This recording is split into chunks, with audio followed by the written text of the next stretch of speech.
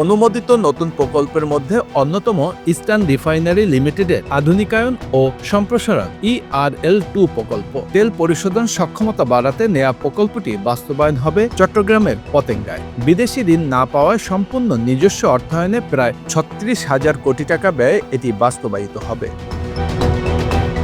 চট্টগ্রাম নগরীর পয়ঃনিষ্কাশন ব্যবস্থা উন্নয়নে ৫,১৫২ কোটি টাকার আরেকটি প্রকল্প নেওয়া হয়েছে। চট্টগ্রাম পয়ঃনিষ্কাশন ব্যবস্থা উন্নয়ন প্রকল্পতে ৪,১৪৪ কোটি টাকা ঋণ দেবে জাপান আন্তর্জাতিক সহযোগিতা সংস্থা বা জাইকা।